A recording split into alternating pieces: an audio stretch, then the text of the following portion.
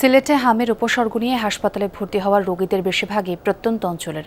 এদের অনেকেরই প্রথম ধাপে টিকা ক্যাম্পেইনের বিষয়টি জানাই ছিল না, ফলে শিশুরা পায়নি হামের টিকা। যদিও স্বাস্থ্য অধিদপ্তর বলছে মাসব্যাপী ক্যাম্পেইনে ৯০% শিশুকে টিকার আওতায় নিয়ে আসা হয়েছে।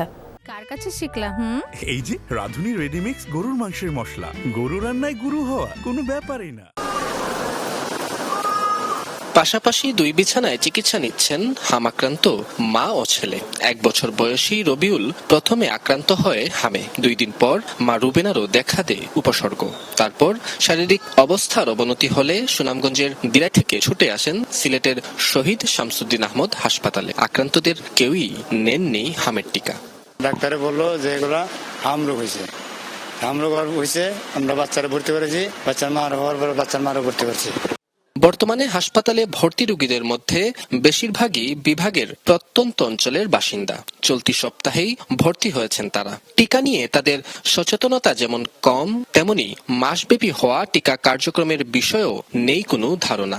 ঠিক আছে, গেছে কি বা না এটা আমরা জানি না। আমরা জানলে তো আমরা বাড়ি বাড়ি যাইতে তো আমরা টিকা দিলে আমরা এই সমস্যাটা হয় না। এটা বিষয়ে জানি না, জানলে তো টিকা দিলাম না। এমনি টিকা দিছে, আমার টিকা দিছে না, এগুলো গেছে না আমরা জায়গায়। সংশ্লিষ্টরাও বলছেন, বর্তমানে হাসপাতালে ভর্তি হওয়া রোগীদের বড় অংশই আসেননি টিকার আওতায়।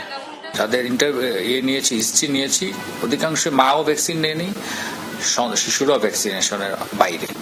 এবং দেখা যাচ্ছে বিভিন্ন পেরিফেরিতে যে সমস্ত দুর্গম এলাকায়, বিশেষ করে শিক্ষার হার যেখানে কম, সেখানেই এটা বেশি। তবে স্বাস্থ্য অধিদপ্তর বলছে লক্ষ্যমাত্রার ৯০% শিশুকে টিকার আওতায় আনা হয়েছে। বাদ পড়াদেরও টিকা নিশ্চিত করা হবে। সিলেট বিভাগে আমাদের অর্জন আমরা এই পর্যন্ত 98.9%। সিলেট 4টা জেলা নিয়ে সিলেট বিভাগ, আমরা মোটামুটি আমরা ভালো ইয়েতে আছি। এবং যার যে বাচ্চাগুলো আছে বাদ পড়া আছে, এগুলা রুটিন ইপিএর মাধ্যমে, রুটিন টিকার মাধ্যমে এগুলা নিয়ে আসা হবে। সংক্রমণ নিয়ন্ত্রণে শিশুদের টিকা ও পুষ্টি নিশ্চিতের পরামর্শ বিশেষজ্ঞদের। নাবিল হোসেন, যমুনা নিউজ, সিলেট।